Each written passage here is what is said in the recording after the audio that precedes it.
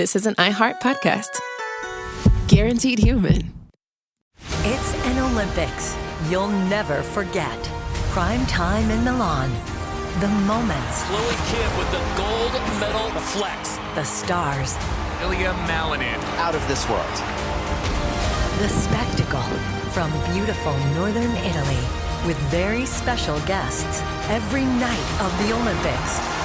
Experience the world's biggest show. Prime time in Milan. Tonight, 8/7 Central on NBC and Peacock. The big game commercials are basically must-see TV. This year, Elf Cosmetics went all out with an absurdly funny telenovela called Melissa. It stars Melissa McCarthy, Nicholas Gonzalez, Itati Cantoral, and Elf Glow Reviver Lip Oil. The Elf Glow Reviver Lip Oil is an ultra-glossy tinted lip oil that nourishes, hydrates, and enhances your lips' natural color. Watch the full episode of their new Elf novela on soyunbaño.com. Ever wonder why so many people regain weight after stopping a GLP-1? Up to 40% of the weight lost can come from lean muscle. This weakens the body, slows metabolism, and makes it easier to put the pounds back on, creating a cycle of dependency. Prolon's 5-day fasting-mimicking diet offers a drug-free way to maintain results and support long-term metabolic health. In just 5 days, it activates fasting pathways to burn fat, protect muscle, and rejuvenate cells, all while letting you enjoy real food. Get 15% off plus a $40 bonus gift when you subscribe at prolonlife.com/iHeart. That's prolonlife.com/iHeart. Over the last couple years, didn't we learn that the folding chair was invented by Black people because of what happened in Alabama? The Montgomery Brawl. This Black History Month, the podcast Selective Ignorance with Mandy B unpacks Black history and culture with comedy, clarity, and conversations that shake the status quo. The Crown Act in New York was signed in July of 2019, and that is a bill that was passed to prohibit discrimination based on hairstyles associated with race. To hear this and more, listen to Selective Ignorance with Mandy B from the Black Effect Podcast Network on the iHeartRadio app, Apple Podcasts, or wherever you get your podcasts. The Middle is supported by Journalism Funding Partners, a nonprofit organization striving to increase the sustainability of local journalism by building connections between donors and news organizations. More information on how you can support The Middle at listentothemiddle.com.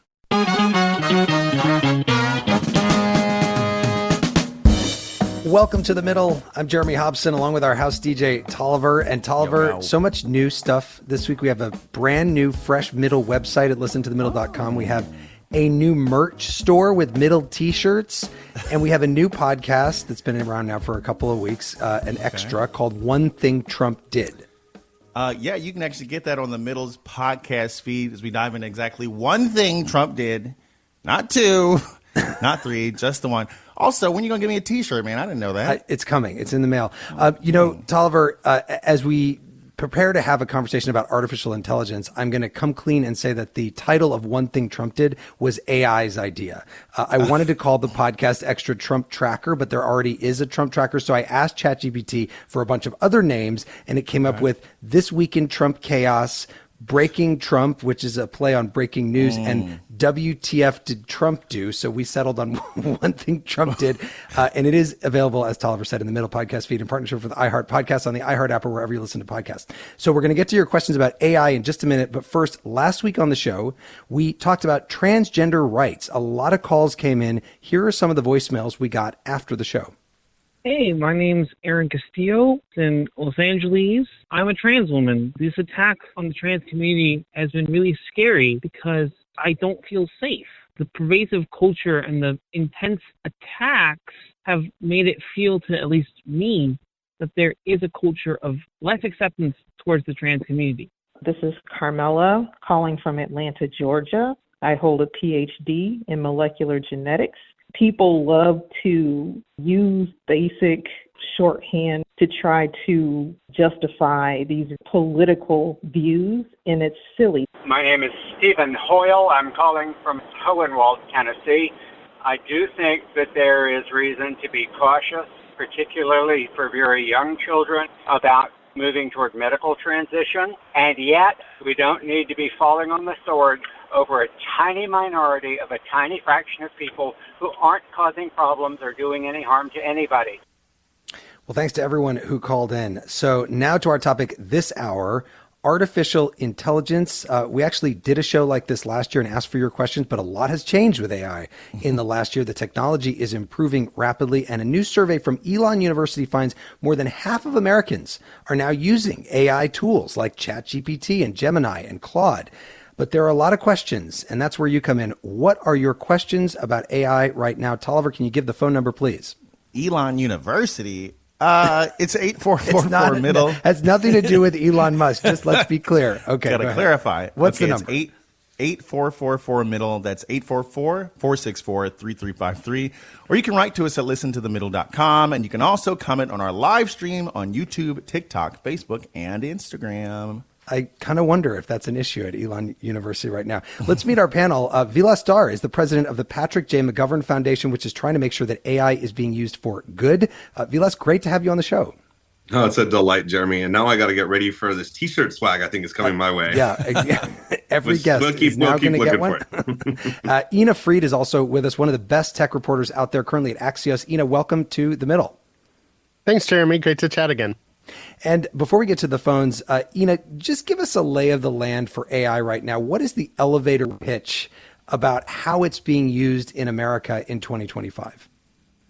Well, I think like you did to come up with a name is a good example. I think AI is being used by most people at the edges to do a particular project. That could be a personal thing. It could be a work thing. But it's still at the very early stages. A lot of businesses, for example, are still figuring out, how are they really going to use it at scale? They're running a lot of experiments. And I think individuals are curious. I think most people are asking a question. If you're high school or college age, you might be seeing just how much help with that essay you can get. It's certainly caused a challenge for educators, which I'm sure we'll get into. And maybe to draw a picture. But again, I think we're just scratching the surface. Everyone's still trying to figure it out. Vilas, how would you answer that question? Yeah, I think Ina's right. I often say it almost feels like the 5 stages of grief. Like we had AI come out into the world and all of a sudden everybody was curious and then they were overly excited and optimistic and then they were existentially scared. And then it feels like maybe now we're getting to a place of pragmatism where people are asking a foundational question. Look, I know what I need to do in this world. Can AI actually help me do that better?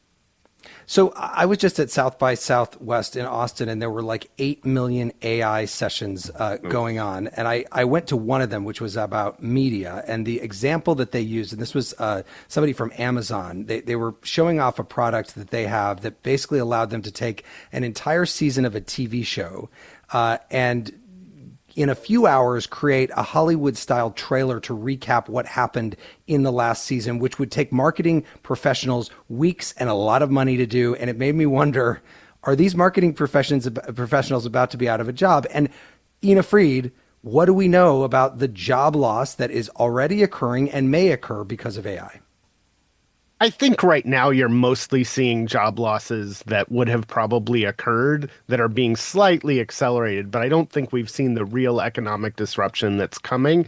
And again, the early learnings were that it's not like you could just have ChatGPT, this generic tool, replace an entire job. What you found is, one, you need more specialized tools like the one that you mentioned that Amazon's doing that are designed to do a specific job. And two, you need the technology to be good enough, but it's coming. I mean, the pace of progress is faster than anything I've seen in my 25 years of covering tech, and I think people are making a mistake when they look at today's technology, especially the most generic forms of it, and say, well, this isn't going to take away somebody's job. Look, even if it can do only half the tasks of a job, a company is not going to pay the same number of people to do half as much work. They're going to have half as many people in that department.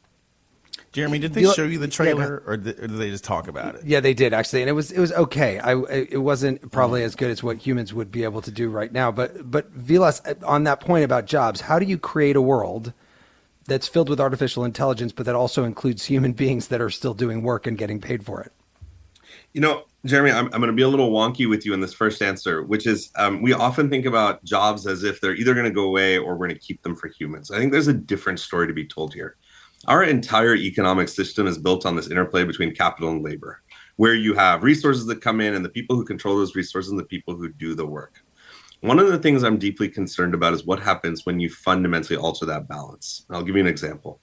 We are now talking about this word that's kind of everywhere, much like your South by Southwest conversations, agentic AI. The idea that people are going to use automated workflows that are run by AI to go off and do really complex things.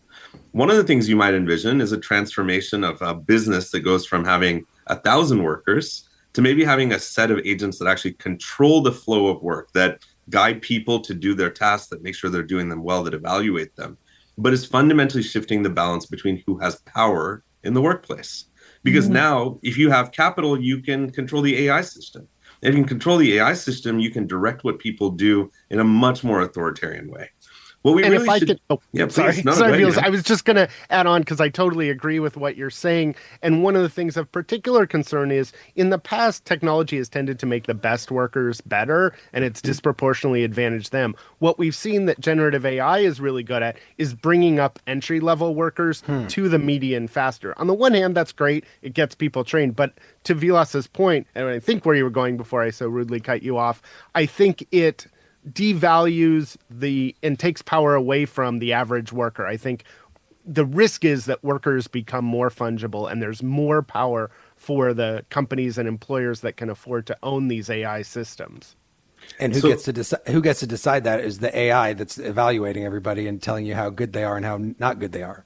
Well, I don't think that's inevitable, Jeremy. I think that's the point, is a lot of what we're doing is just following the inertia of a few people who are creating a few systems that are out there changing a lot of things for all of us, people like you and me. But I don't think it's inevitable that that's the way we build this future. I actually think if we could sit down and have a real conversation about what it means to have a worker-centered future, one where we actually talk about how these tools don't just think about controlling for efficiency or how these businesses become better and more productive, but actually center dignity in workers' hands, we could have a variety of alternative futures ahead. But it feels like sometimes we're starting from a very different place when we try to have that conversation than the one of, I just raised a couple of $100 million to go off and build a tool that lets me control my workplace more effectively. Well, yeah, Ina Fried, is anybody you're talking to trying to build a worker-centric future of AI?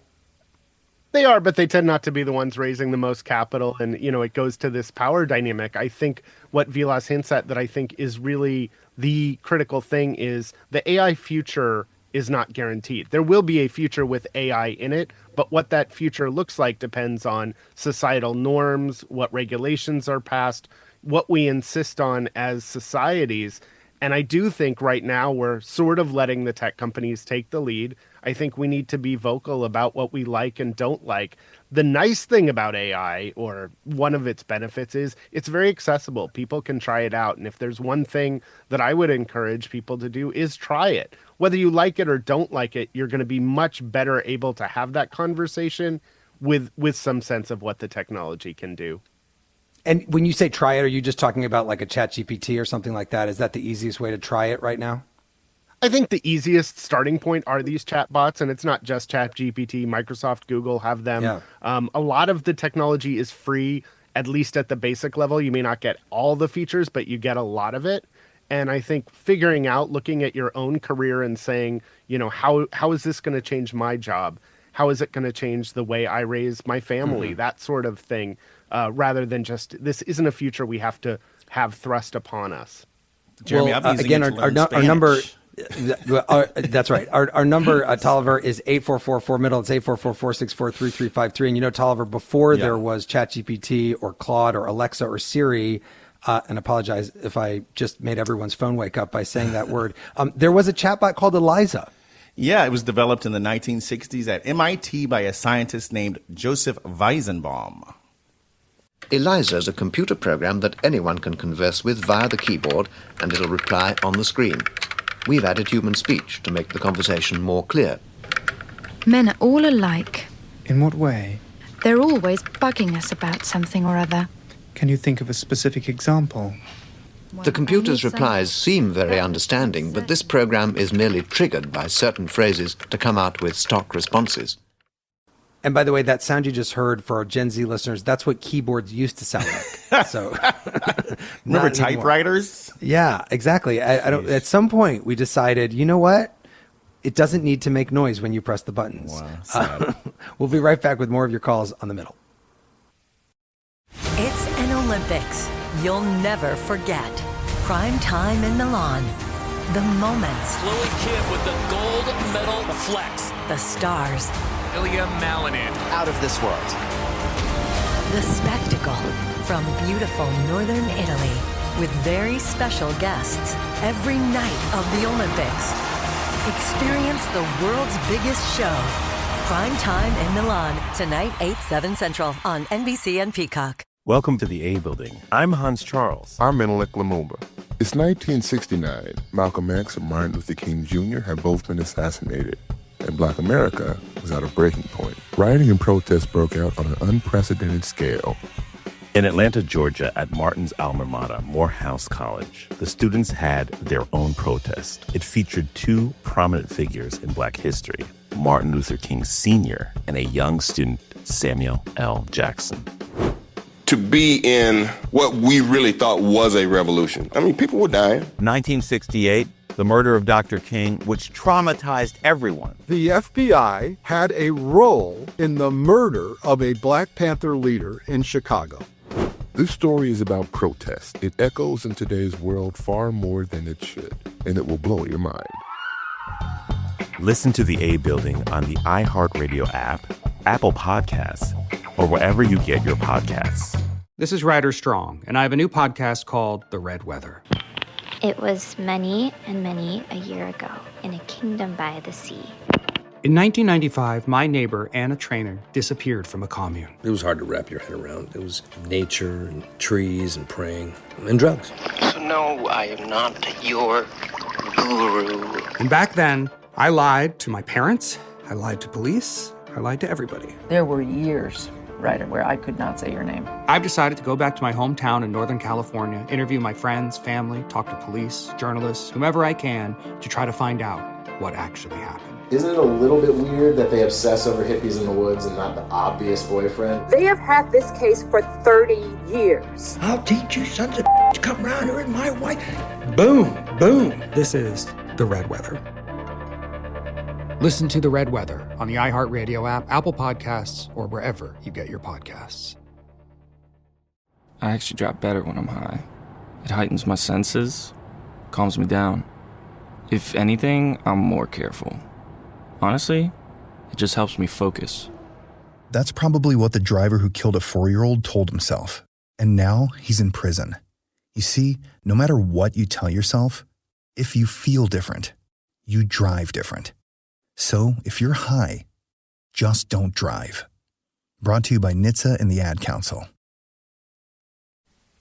This is The Middle. I'm Jeremy Hobson. If you're just tuning in, The Middle is a national call-in show. We're focused on elevating voices from the middle, geographically, politically, and philosophically, or maybe you just want to meet in the middle.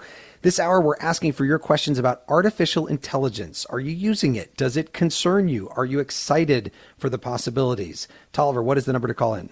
It's 8444-MIDDLE. That's 844-464-3353. You can also write to us at listentothemiddle.com or on social media.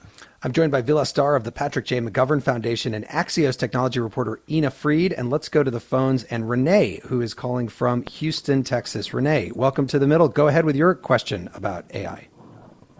Hello. Hi. So my question is this. So in a world where it is becoming more and more difficult to understand the true nature and intent behind certain media products. For example, social media, the algorithm is designed to keep you on there for as long as possible. Some news companies maybe are trying to push certain narratives. And I'm wondering, first of all, how likely is it that AI, specifically chat AI programs, will be used to push certain narratives? And if this is likely, how are we to be able to discern this and protect ourselves from this quote-unquote propaganda? What a great question to start off with. I'll go to you first, Ina, on that. You know, I think it's a very smart and reasonable fear. I think we haven't really seen how far this is going to go, in part because right now a lot of these services are at least built with the user in mind, in that basically you're paying a fee and it's delivering a product and they want you to like the product, which, you know, means you're paying in many cases, although they do have free products. I do worry about a future in which advertisers are paying for the content and suddenly the interests of the chatbot are not aligned with me as the person using them. and then you think of how a political person might use it to reinforce their narrative. So I do think it's the right question to be asking, and there aren't really a lot of rules in that. And I do think these systems are very persuasive as they are. And right now, they're not programmed necessarily to persuade us to a viewpoint or to buy something. But I think there will be chatbots that are, and they will probably be pretty effective. Vilas, there was an Ipsos poll that found that people are worried about AI, but that many Americans actually trust it more than humans to not discriminate or show bias. I wonder, what you make of that contradiction. I think it tells us a little something about the sad state of where we are with public trust today, unfortunately, right? But I got to say, I think, I disagree with you just on the order of a few degrees here, which is I still believe very deeply that there is a way that we build AI for you and me, for hundreds of millions or billions of people. But right now, we build AI for the tech bros of Silicon Valley. And what I mean by that is we're building tools that promote the interests of these companies, often at the expense of users. That even when we invest in products that are good for users, there's an ulterior motive. They're trying to capture attention, they're trying to capture screen time, and they're trying to sell advertising. So I think there was a part of that question that was, what do we do about it? And to me, I think one of the things we have to do is invest in kind of a response, a reaction, but maybe even prospectively think about what kind of AI we would build that actually supports what you and I want to accomplish in the world. If it's about media, then what does it look like for me to have an AI system that evaluates the kind of news I'm being fed and actually helps me understand where there's bias or where there's misdirection or manipulation? And I have to say, I don't see the same kind of public investment in those tools as I do in the other side, which is why I think civil society needs to enter this conversation in a really meaningful way. Let's go to another call. And Daniel, who is calling from Kansas City. Daniel, welcome to The Middle. Go ahead. Hey, thanks for taking my call. Yeah, I have been concerned recently in seeing how many people are being fooled by AI fakes, whether it's social media posts like your previous caller was talking about, or actual like scams and frauds that people are actually being really damaged by this. So my question to you or your experts would be, how close do we think this is getting to human intelligence? When that's a big question of AI. If it's fooling people already in lots of different ways, do we think this is actually approaching or encroaching on human intelligence? I have the exact same question, and I wonder when we're going to get to that point. Ina, what do you think?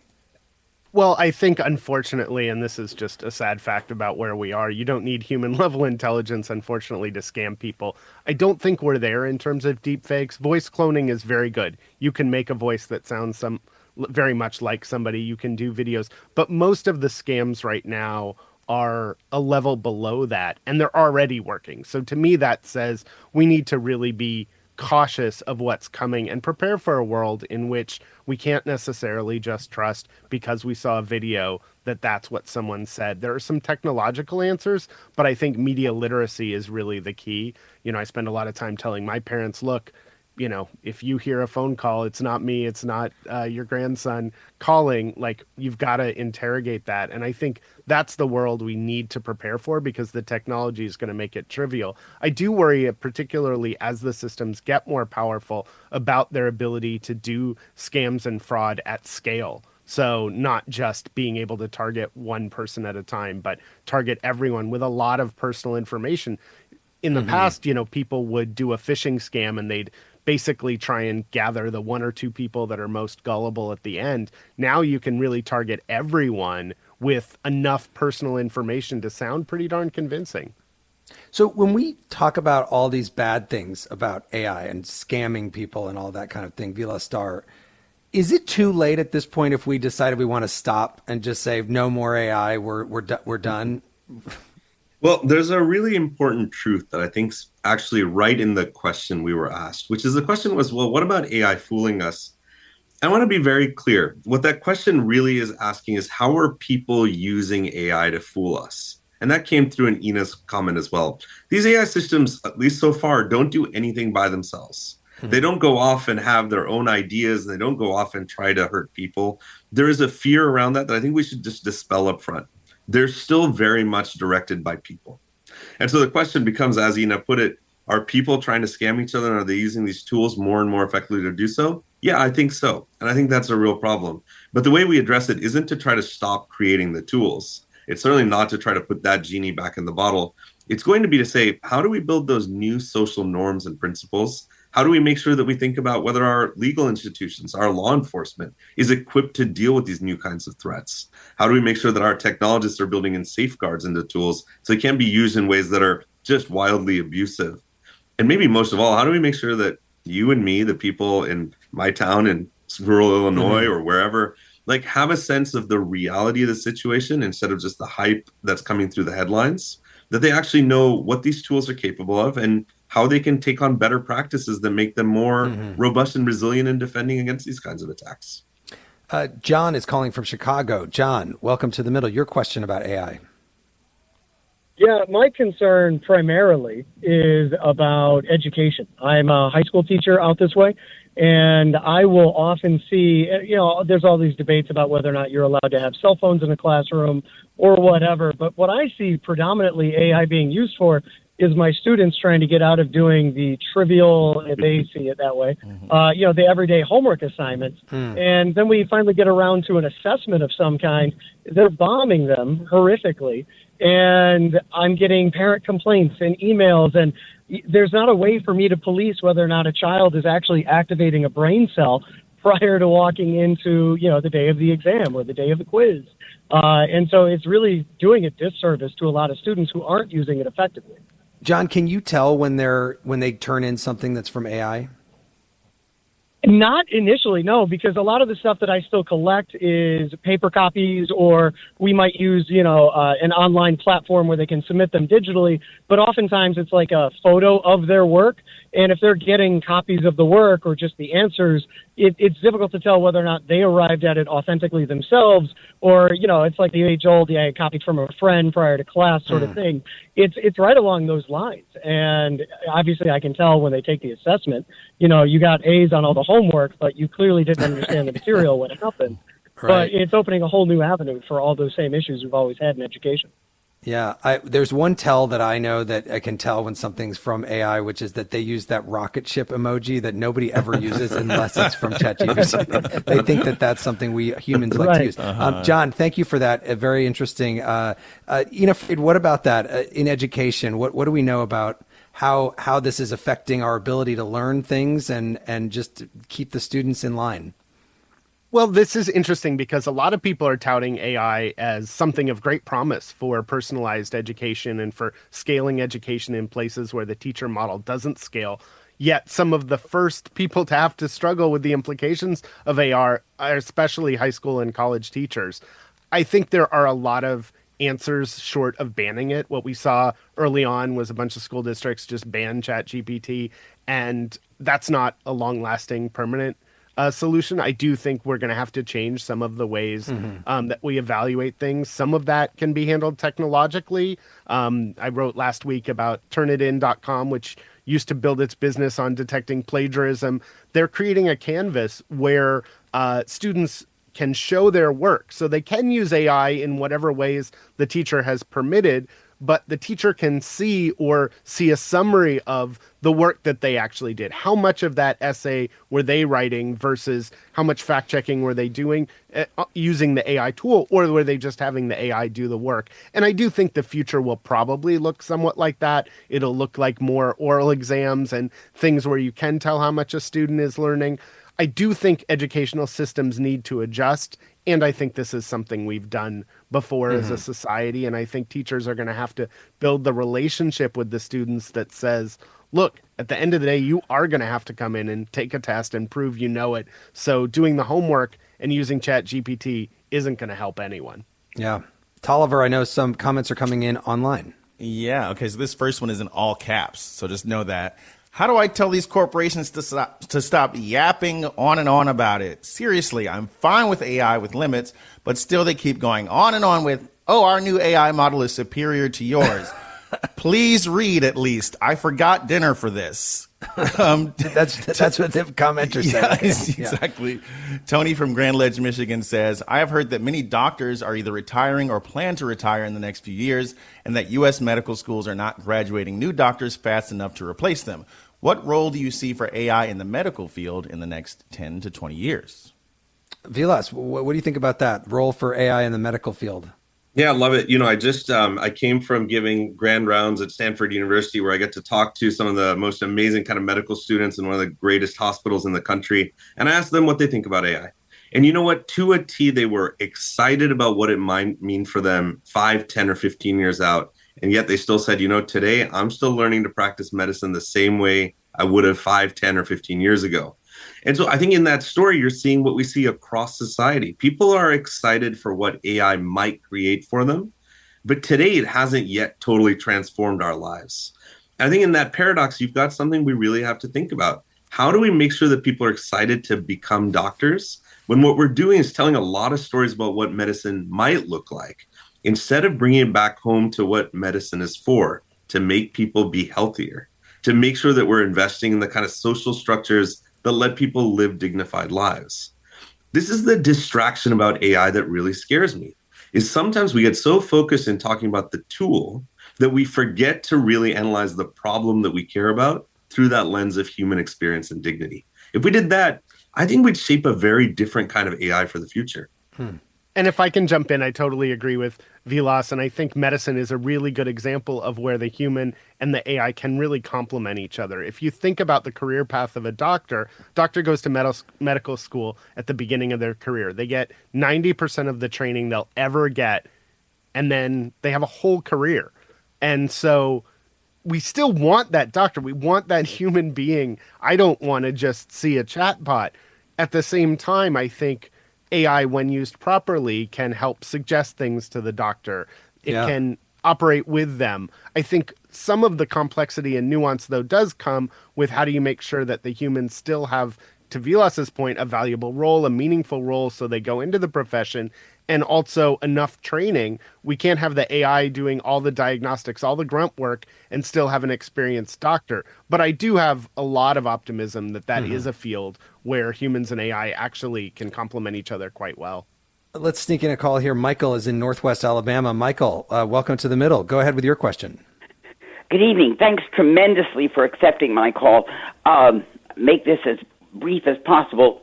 You had some wonderful questions over there, and when you talked about the possibilities of AI solving human problems, why don't we ask more of those questions?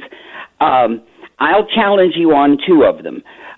Safeguarding my worries about privacy under AI, even from data being used sold to companies and corporations and employers, going all the way to the way the Chinese government uses AI on ordinary people. And also, you talked about phony voices and phony accents. What about doctoring photos and video footage even more skillfully and seamlessly than Photoshop can do? A good example that I fear is not only media with biases using video footage that's been doctored up to buttress up their biases, but also using videos with phony information and photos with phony information in court. And if anybody you can think of, or I can think of as our enemies, putting their faces on pornography, sort of like those famous jib-jab musical electronic Christmas cards, and mailing them to the employer to get fired. Thank you. I'll take the phone off for your answer. Thank you tremendously. Thank you so much, God be Michael. with all of you. Appreciate it. Vilas, what do you think? The privacy issue is obviously a huge one for people. I got to tell you, I love the throwback reference to Jib Jab to start off. That makes me super happy. Look, what's interesting is both of these questions have the same framework attached to them, which is people are doing things using these technologies that fundamentally affect our rights. And we can have a conversation about the tech, about deep fakes, about watermarking, about the ways that we'll make sure that we can verify information. But at its core, there's something more fundamental, which is you and I, our governments and our systems don't have a single agreement about what's okay and what's not. Right. And this is where we're getting stuck. Because every time we come up with one of these, we can think of these extreme examples that really offend us. I don't want my face being put out there with a message that I didn't put on it. I was just this week with a Bollywood actress, a very famous young woman, who told me about the experiences she's had with people creating deep fakes for her, and they're terrifying. But the problem is we don't actually spend the time to think about what we want to make sure we allow and what we don't allow. And we need to invest in shared governance and the mechanisms to make sure that we can do that. Well, Tolliver, it has been 12 years since Hollywood imagined a world where our digital assistants are so human-like we can even fall in love with them. Yeah, the movie Her starred Joaquin Phoenix, who fell in love with his robot, played by Scarlett Johansson. And how can we not play this iconic clip? Tonight after you were gone, I thought a lot about you and how you've been treating me, and I thought, why do I love you? And then I felt everything in me just let go of everything I was holding on to so tightly, and it hit me that I don't have an intellectual reason. I don't need one. I trust myself. I trust my feelings. Haven't we all had a moment like that with Siri, Tolliver? One or two. She's a little intrusive sometimes. Yeah. Oh, man. We'll be right back with more calls on the middle. It's an Olympics you'll never forget. Prime time in Milan. The moments. Chloe Kim with the gold medal flex. The stars. Ilya Malinin. Out of this world. The spectacle from beautiful northern Italy with very special guests every night of the Olympics. Experience the world's biggest show. Prime time in Milan. Tonight, 8/7 Central on NBC and Peacock. Welcome to the A Building. I'm Hans Charles. I'm Menelik Lumumba. It's 1969. Malcolm X and Martin Luther King Jr. had both been assassinated, and Black America was at a breaking point. Rioting and protests broke out on an unprecedented scale. In Atlanta, Georgia, at Martin's alma mater, Morehouse College, the students had their own protest. It featured two prominent figures in Black history, Martin Luther King Sr. and a young student, Samuel L. Jackson. To be in what we really thought was a revolution. I mean, people were dying. 1968, the murder of Dr. King, which traumatized everyone. The FBI had a role in the murder of a Black Panther leader in Chicago. This story is about protest. It echoes in today's world far more than it should, and it will blow your mind. Listen to the A Building on the iHeartRadio app, Apple Podcasts, or wherever you get your podcasts. This is Ryder Strong, and I have a new podcast called The Red Weather. It was many and many a year ago in a kingdom by the sea. In 1995, my neighbor, Anna Trainer, disappeared from a commune. It was hard to wrap your head around. It was nature and trees and praying and drugs. So no, I am not your guru. And back then, I lied to my parents, I lied to police, I lied to everybody. There were years, Ryder, where I could not say your name. I've decided to go back to my hometown in Northern California, interview my friends, family, talk to police, journalists, whomever I can, to try to find out what actually happened. Isn't it a little bit weird that they obsess over hippies in the woods and not the obvious boyfriend? They have had this case for 30 years. I'll teach you sons of to come around here with my wife. Boom, boom. This is The Red Weather. Listen to The Red Weather on the iHeartRadio app, Apple Podcasts, or wherever you get your podcasts. 14 years in prison for killing a young woman. A 15-year sentence for a crash that caused 3 deaths. 12 and a half years for killing a child and critically injuring her mother. All true stories, all caused by marijuana-impaired drivers. No matter what you tell yourself, if you feel different, you drive different. So, if you're high, just don't drive. Brought to you by NHTSA and the Ad Council. This is The Middle. I'm Jeremy Hobson. In this hour, we're asking for your questions about artificial intelligence. You can call us at 844-4MIDDLE. That's 844-464-3353. My guests are Vilas Dhar, president of the Patrick J. McGovern Foundation, and Ina Fried, chief technology reporter at Axios. And the phones are lit up, so let's go to them. And Liz is in Birmingham, Alabama. Liz, welcome to The Middle. Go ahead. Thank you very much. So this is more of a sort of personal take on this. I have a 10-year-old and a 14-year-old, and I find myself thinking, you know, how can I help them to make decisions about their future career in college, trying to sort of future-proof it for industries that will maybe go away or not be ones that are very large in the future. So it's a lot of information, and it's hard to know at this point, in 8 years or 4 years, where it's going to be. So maybe I'm just looking for some help. I don't know. Yeah, no, great question, Liz. Thank you, Ina Fried. Where should those children go to college, or what should they study?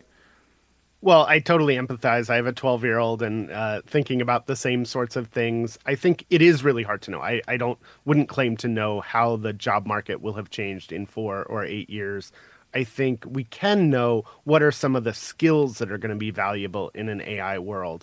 And I think they're the things that we are uniquely good as human beings at doing, analyzing, bridging the gap between an answer that a book, or in this case, an AI can give, and what a human needs to act on it. So I think it's a combination of critical thinking, media literacy, and also where people's passions are. I think ideally AI will bring us to a world where people will be able to better align their career with their passions.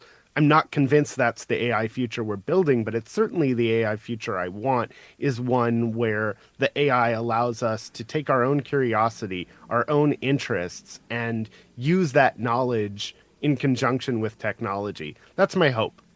Yeah, I have to say, I have been inspired by AI at times when I'm trying to come up with ideas, or I'm working on something and AI gets really excited about it. So, you should do this and this and this.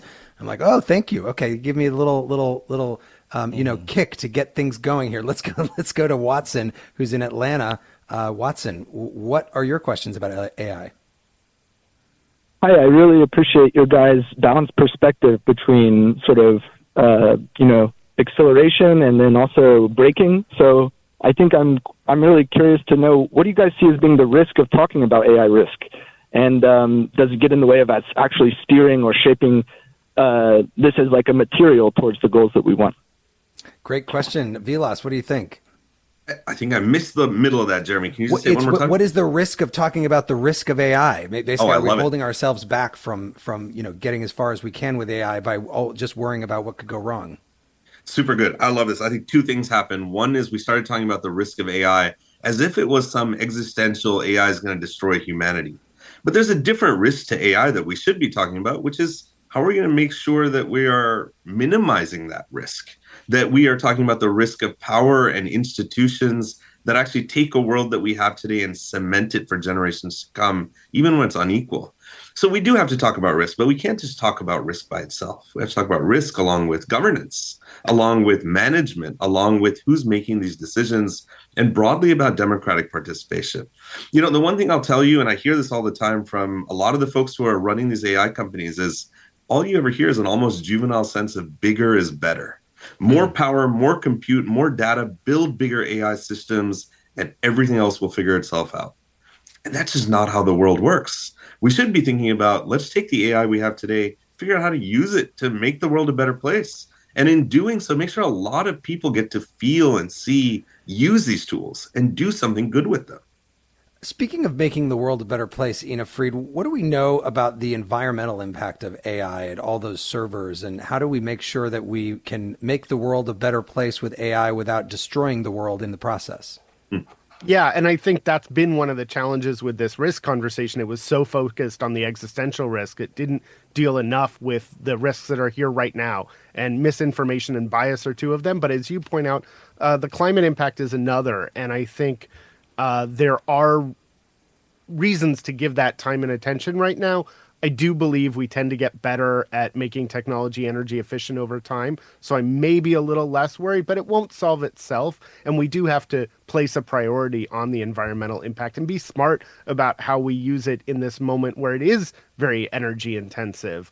I think there is a sense among those that run these big data centers that they need to be powered sustainably. And so, again, I think there are reasons for optimism, but I'm not the kind of person that subscribes to what I hear a lot from the tech companies, which is, oh, well, AI is going to let us develop this great climate solution that we don't know it's going to magically appear, so we have to do AI. That's not to me, a good approach. That's like a child saying, oh, it'll all work out in the end. Yeah.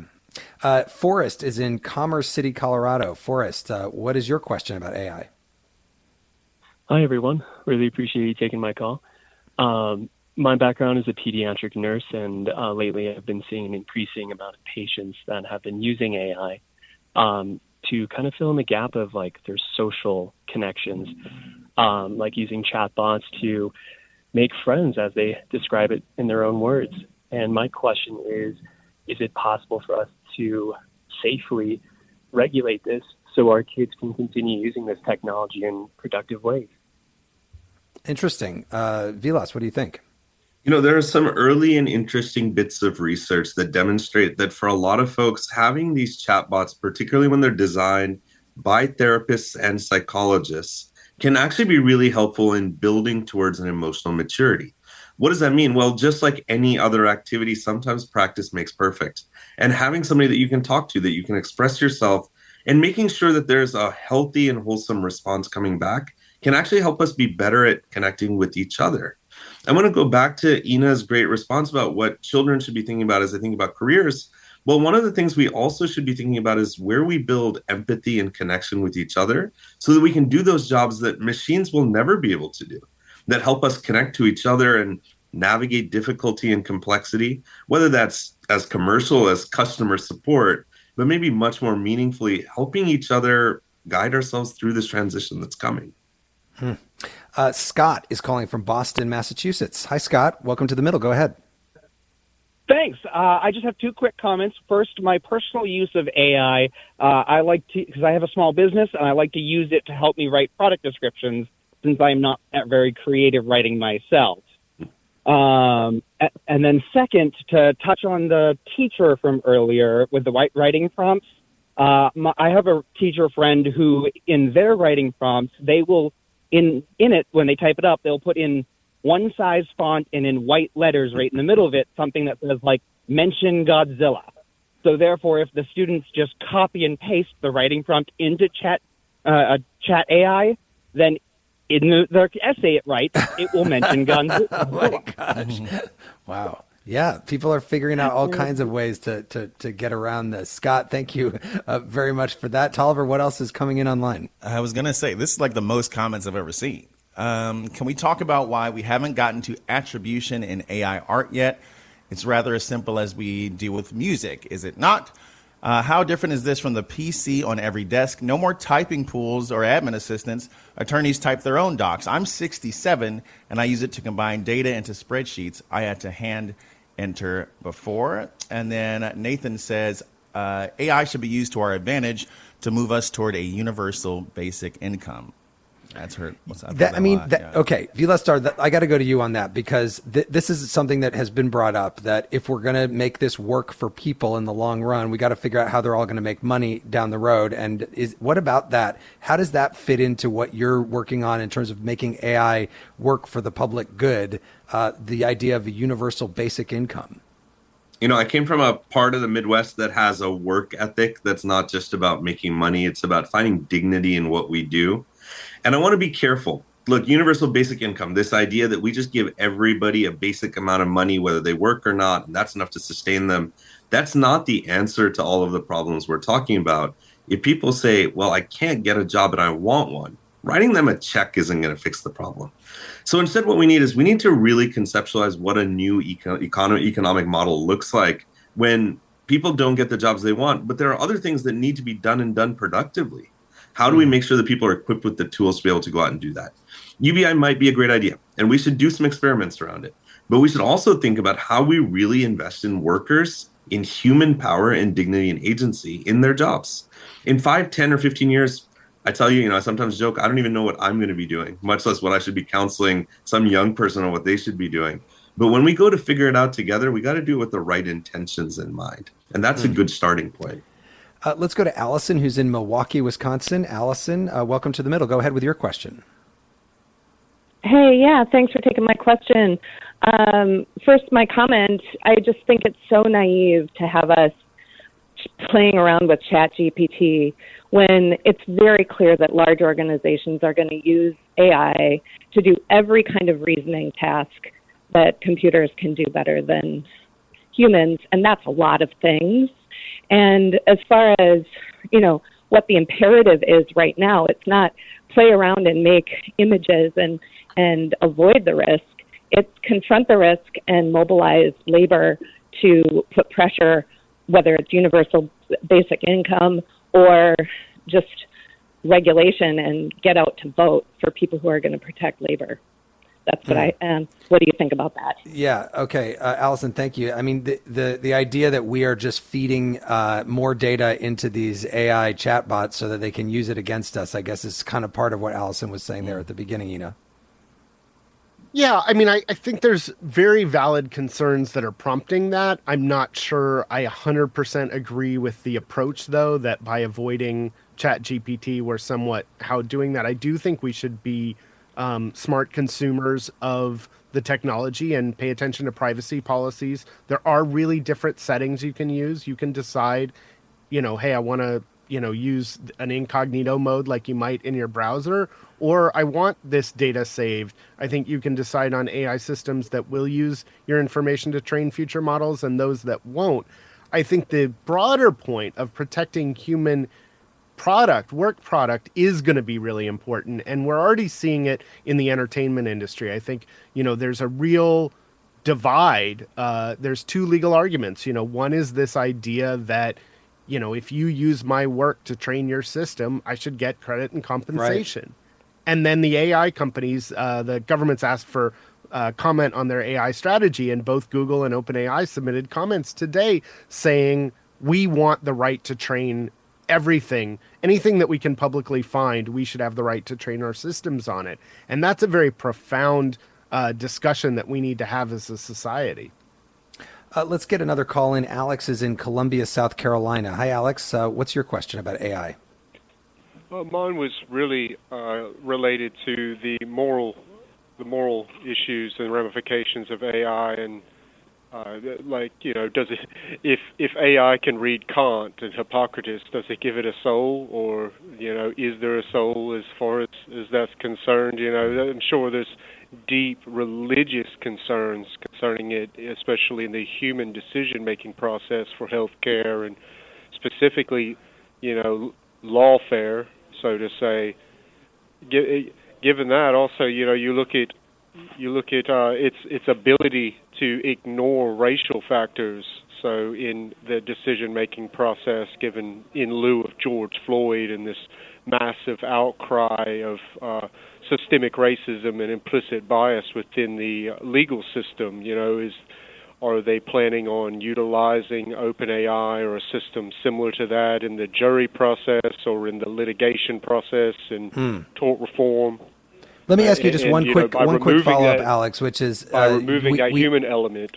Yeah, we mentioned earlier that there's a poll that said that people tend to trust AI more than humans to not have bias, but it sounds like you're not in that camp. You think the AI is going to be more biased.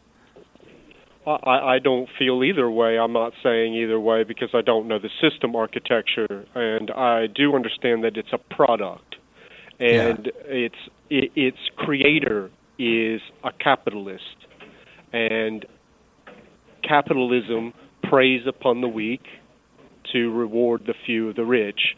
I mean, it's just dog eat dog world, and that's all right because that's how the big wheel turns, Yeah, and it's interesting that we've had so many calls, Vilas and Ina, that are sort of getting at the fact that these big corporations are the drivers of AI right now, Ina. Yeah, and I think the piece that I took away from that, which I think is a really important thing that doesn't get talked about enough, is when we're adding AI to these important decisions, are we really scrutinizing what's underlying the AI's decision? Because AI, at its best can, apply, more equality and equity to its decisions, but it's got to overcome a bunch to get there. First of all, the training data is often based on all the bias that's existed in the human world. So if we aren't careful, we're just codifying that bias. And we've seen that in early AI systems that decide things like parole and loans and housing, very consequential things. So we need to be really careful before we even hand partial decision making, power over, both to the bias and to how are we applying this? How are we using it? So I don't think it's an either or thing, but I definitely think we need to be paying attention to noticing the bias that exists in the training data, because otherwise what you have is something that looks just and fair and has compelling sounding reasoning attached to it, but is no better than somebody who has their own biases. Let me just finally, and we've come to the end of the hour, but Vilas Dhar, let me go to you finally on the question of regulation. The U.S. government and all governments are notoriously slow in figuring out how to regulate tech because it moves so fast, and they've got to get their heads around it and all of that. I mean, we've just had a TikTok ban that didn't go into effect and maybe still will, but it takes a while. If you were to make one recommendation to the government right now in terms of regulating AI, what would it be?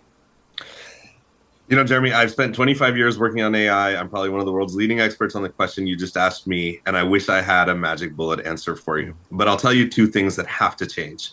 The first is we have to stop talking about government's role as reacting to tech companies or limiting them or changing the way they work. That can't be the point of regulation. The point of regulation should be to think about what a positive vision of an AI future looks like and put in place all the pieces necessary for that, from public funding and financing to protecting privacy and autonomy to maybe sometimes when needed restricting tech companies, but also fostering an ecosystem of positive growth. That's one. And the second is we can't just do this inside of the US alone. This has to happen as a part of a global effort. And we're beginning to see the seeds of that. And again, I'm an optimist. I'm going to leave you with a bit of optimism. This might be the first topic that we can actually step above some politics and actually really think about the policy that's going to affect every person on the planet, because we all recognize what might happen if we get this wrong. And I think we can begin to hope what we might be able to do if we get it right. That is a great note to end on. Vilas Dhar, the president of the Patrick J. McGovern Foundation, and Ina Fried, chief technology correspondent at Axios. Thank you so much for coming on and answering our listeners' questions. Thanks. It was a great discussion. What a joy. And thanks, Tolliver. You're awesome. Yeah, he is thanks, awesome. Vilas. Everybody loves Tolliver. Okay, next week we are live at Colorado Public Radio in Denver, in a state that is both a hub of renewable energy and also oil and gas. We're going to be talking about the future of American energy in the context of President Trump saying he wants to drill, baby, drill. As always, you can call in at 844-4MIDDLE. That's 844-464-3353. Or you can reach out at listentothemiddle.com. You can also sign up for our free weekly newsletter and check out our new Middle merch shop. I think I'm going to do the same thing, where every dollar that comes in goes back into the show.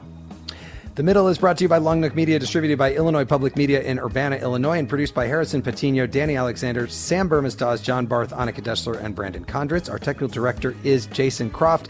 Thanks to our satellite radio listeners, our podcast audience, and the more than 420 public radio stations that are making it possible for people across the country to listen to The Middle. I'm Jeremy Hobson. I'll talk to you next week.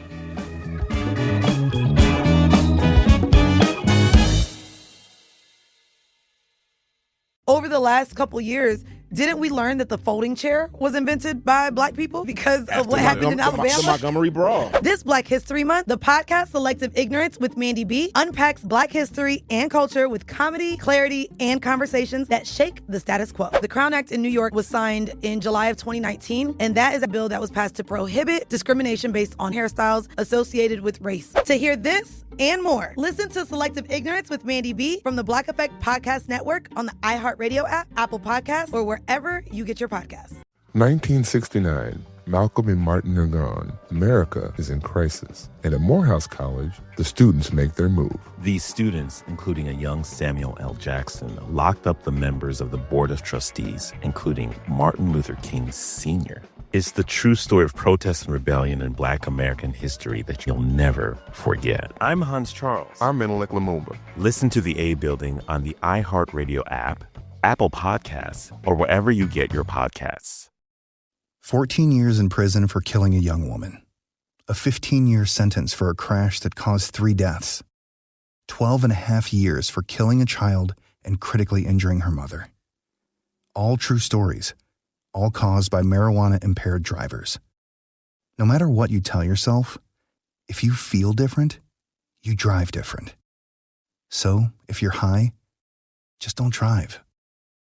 Brought to you by NHTSA and the Ad Council. When segregation was a law, one mysterious black club owner, Charlie Fitzgerald, had his own rules. Segregation in the day, integration at night. It was like stepping on another world. Was he a businessman, a criminal, a hero? Charlie was an example of power. They had to crush him.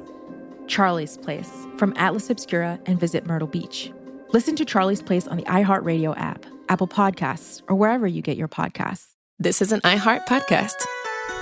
Guaranteed Human.